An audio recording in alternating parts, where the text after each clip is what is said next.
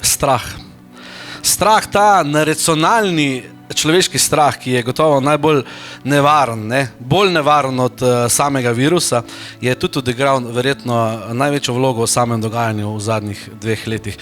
Pa ne samo v zdravstvenem smislu, ampak predvsem v družbenem, moralnem, človeškem. Zakaj po vašem mnenju? Ja, tile so zelo naštudirali zadevo, in so oni ugotovili, nevidni Bog, institucija, napisal sem pred leti knjigo In kaj počne Bog v nebesih, ko je na zemlji toliko trpečih. Ker mi smo naredili Boga kot vir manipulacije. Mi nismo prikazali Jezusa kot tistega, ko se Bog skloni v brezno, rodi se v noči in se skloni v brezno človekove stiske, trpljenja, umre na križu, da predre skozi grob, da naredi prodor v razsežnost, torej kot ljubečo bližino, odrešujočo bližino, ki te vedno sprejme, pa tudi če si v gnojšnico padel, mu ne smrdiš, Bogu ne smrdi naša realnost, ampak tu so naredili, močna institucija rabi orodje manipulacije in kaj boljše orodje manipulacije kot nevidni Bog. Zdaj imaš pa orodje manipulacije nevidni virus in iste religiozne principe. Ti moraš slepo verjeti. Na eni strani te s tem Bogom, zdaj virusom strašijo, ti povejo edino možno rešitev, torej priključi se naši sveti skupini in bo šel gotov v nebesa, če ne pa grozno, ti postavijo torej svečenike, teh par manjcev, ki smo jih gledali na televiziji, ki ti govorijo edine možne rešitve. Ni pomembno, da je logično, ampak je pomembno, da si veste, to so religiozne pristopi. To je čista religija. To nima znanostjo nobene. Pol govorijo o doktrinah, ki sploh niso doktrine, ampak so dogme in takega dogmatizma, ko ga jaz rečem danes pri teh tipih izpostavljenih, nisem srečal niti v teologiji. Razumete? To je slepa vdanost, podložna vdanost in ker je bil človek stoletja navajen na to manipulacijo in je dejansko na nas na nek način že ukodirana, lahko ta način manipulacije, dejansko religiozni način, prevzamejo nase in mi smo na to manipulacijo navajeni. Zdaj bo enkrat rekel, pa jaz ne hodim v cerkev. To je tako zarito globoko v tebi, v ozadju ta manipulacija, da bomo rabili, ne bom rekel stoletja, ampak bomo rabili presejšen čas osvoboditve, povrnite k tistemu dostojanstvu, ki bi ga morala vera dati, ki bi ga morala medicina ohranjati. Ampak oni so porabili te principe in zato bi se morala tudi cerkev oglasiti, ker mi smo le imeli drugi Vatikanski koncil, ko smo rekli, ne gremo se več tak, ampak, glejte, meni je zelo žal, ampak o teh stvarih je treba govoriti, ker je smešno, ker je bedasto. Ker je tako primitivno, ker je tako za cajtom, vendar pa na psiho človeka vpliva. Ja, strah je res tisti. Nezavedne, to je področje nezavednega, o katerem se tisti, ko si govoril te Junga, pa to. Zdaj spremljamo lahko vaše intervjuje in pogovore z različnimi ljudmi, z različnih področjih delovanja in dela.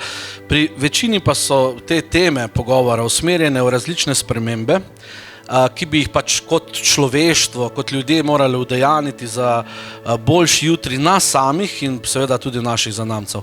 Pa smo za te uspešne spremembe pripravljeni spreminjati oziroma spremeniti tudi sebe.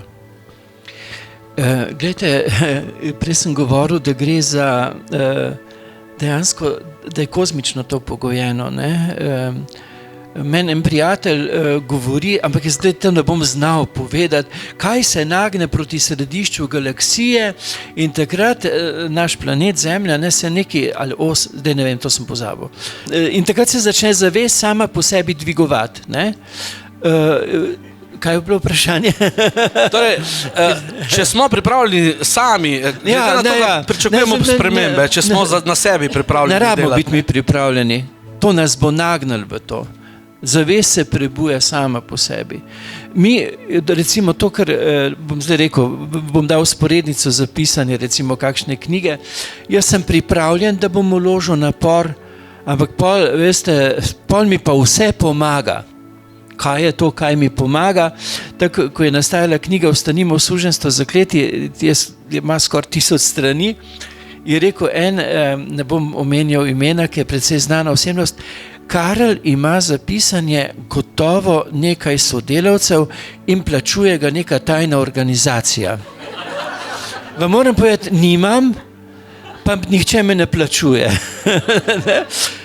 Ampak, ko ti nekaj hočeš, ti vse, kar je dozorelo, pomaga. Zdaj bo išla knjiga megalitskih struktur, ko sem jih raziskoval 15 let med Savinjo in Sotlo severno od Save. Veste, odpira se. Zavest se odpira na mnogih področjih. Ne? In a sem jaz pripravljen, nisem pripravljen, jaz sem drugače, veste, me pisanje kar utruje, pa bi rekel, ne bi še, ne. Ampak zdaj, v nekem trenutku, zdaj načrti so že vsi, ker ne bom o tej knjigi govoril zdaj, ampak sem bil od te knjige, ta krasni nori svet, tako utrujen, da se mi je upiralo pisanje, ne.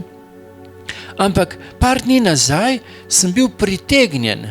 To ni bilo moje hotenje. Mi bi rekli cerkvi, Božji duh te je potegnil. Nekdo bi rekel, ne vem, kakšna konstelacija, kaj so in kaj. Mi je vsem, kaj verjamete. Ampak dejstvo je pa, da učinkuje in priteguje. In da nas bo pritegnilo in da se tistim prav zaradi tega, ne, zdaj, če bi bilo odvisno samo od mene, a sem jaz dosti pripravljen, a je človeštvo dosti pripravljeno, pa lahko tisti, ki manipulirajo, slavijo zmago, ker so psihološko vse naštudirali. Niso pa naštudirali tega višjega elementa, ki je v kozmosu in ga je, ne vem, če poznate to pismo Alberta Einsteina svoji hčerki, poimenoval ljubezen. Neka kozmična zavest, tudi mi pravimo, Bog je ljubezen, ampak to deluje in jim ne bo ratal. Lahko se matrajo, koliko hoče, lahko manipulirajo, koliko hočejo. Na koncu bo njihova zgodba toliko bolj grozljivo težka, ker bojo pač obremenjeni. Škoda. Lahko bi šli v pozitivno smer, pa bi žurirali, tako pa jih je. Ampak zdaj so že tako ujeti, prav težko mi je zaradi njih.